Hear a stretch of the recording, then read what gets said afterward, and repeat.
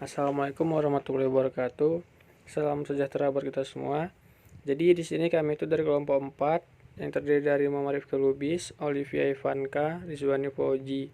Jadi kami di sini itu membuat video untuk memenuhi tugas mata kuliah sumber daya alam dan lingkungan yang diampu oleh Bapak Dr. Bonaraja MSI.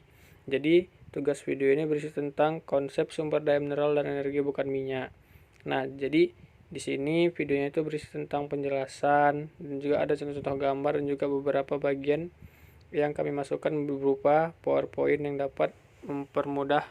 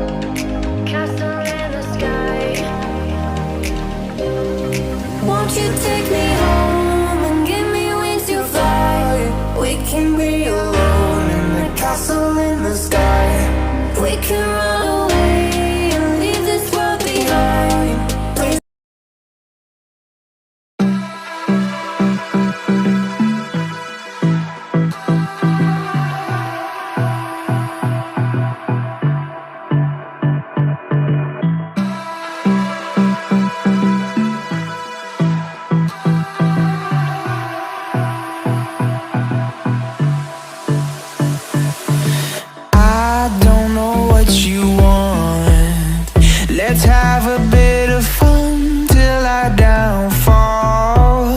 My love, if you feel like I do right now, don't say you're on the run to the other side, my love.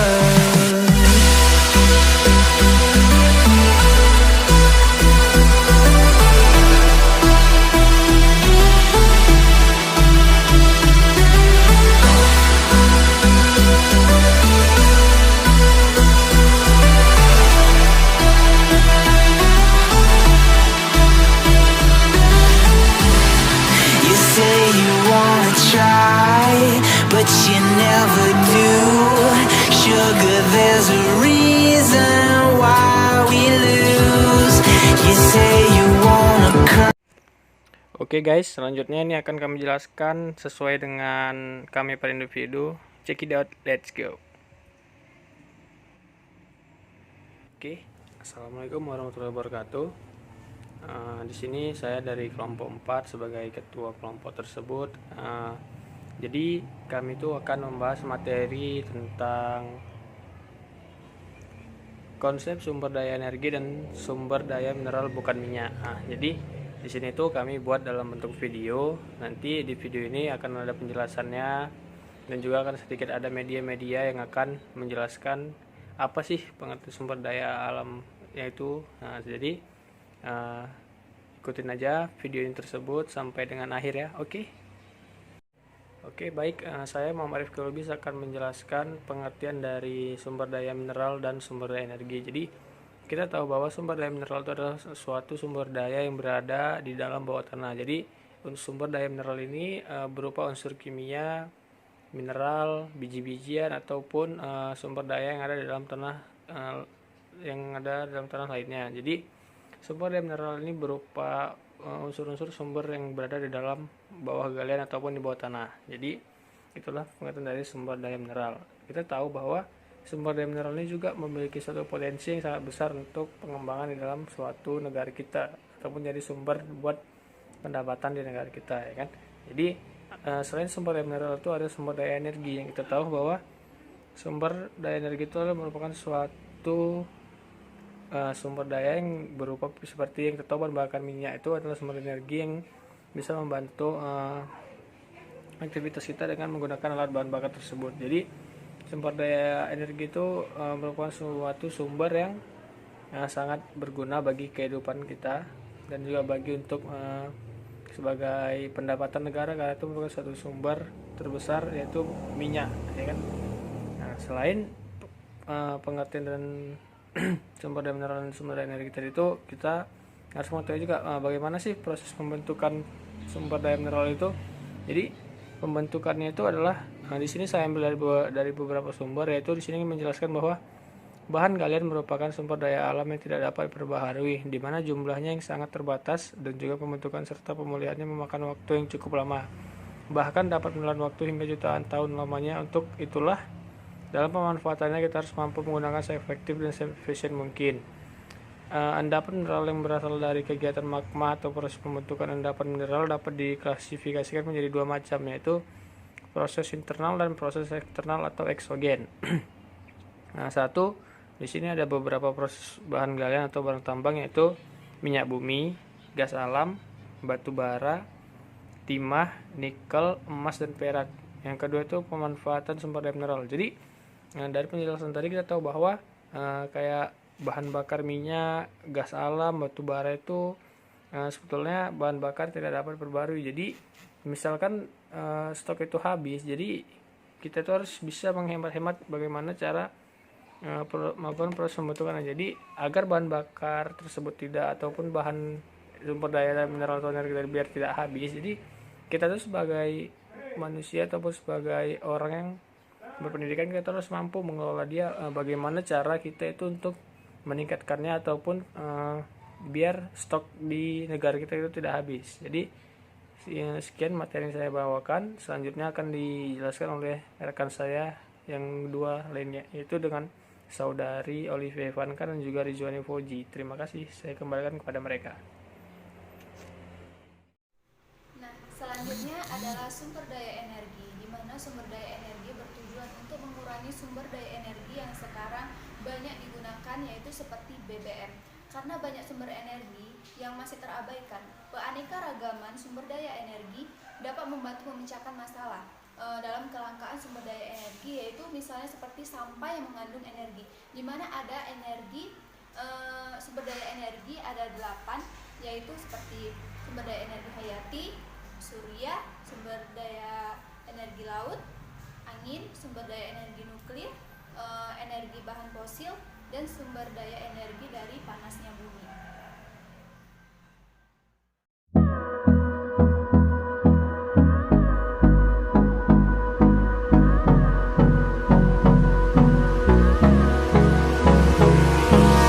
Hold me close till I get up.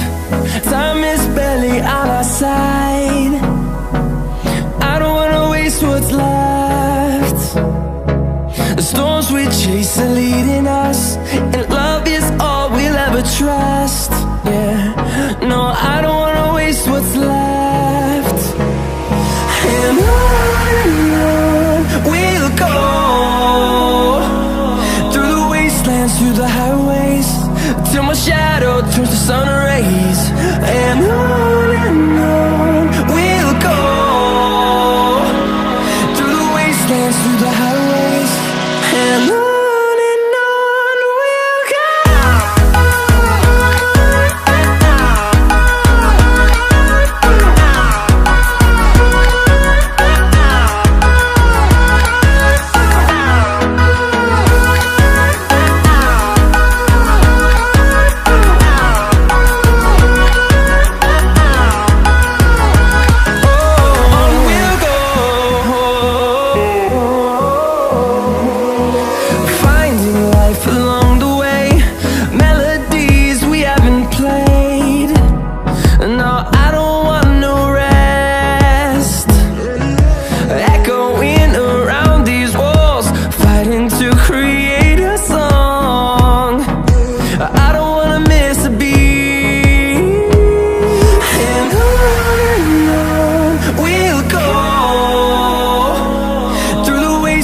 Through the highways, till my shadow turns to sun rays.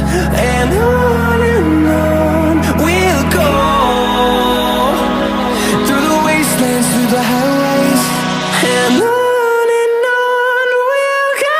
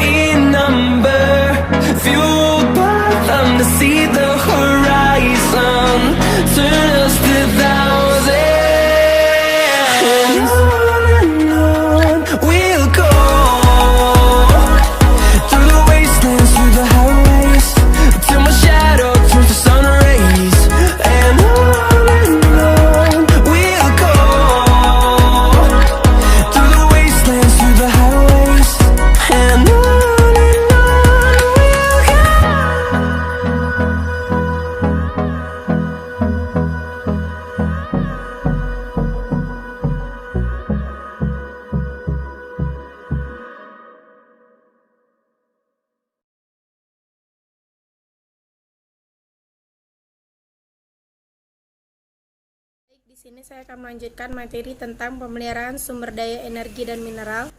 Energi dan sumber daya mineral memiliki dampak lingkungan dalam pembentukan polusi dan penipisan sumber daya alam.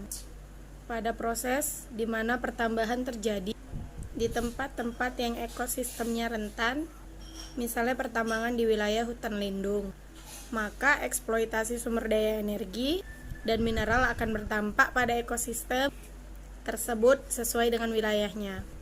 Dampak lingkungan ini terjadi pada saat pertambangan minyak, gas, dan bumi mineral, pengolahannya, pengangkutannya, transformasinya dari energi primer menjadi energi sekunder, serta penggunaannya oleh konsumen di berbagai sektor diminati banyak oleh perusahaan.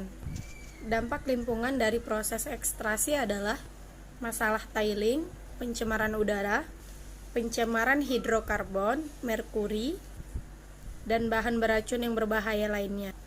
Masalah itu dapat mengalir pada laut, sungai, dan tempat lainnya. Selanjutnya di sini saya akan melanjutkan materi tentang kebijakan ekonomi. Dalam mengatasi masalah ketersediaan energi yang tidak dapat memenuhi kebutuhan energi domestik, perlu dilakukan kebijakan-kebijakan dalam jangka pendek, dan juga diperlukan upaya dalam meningkatkan efisiensi dan produktivitas.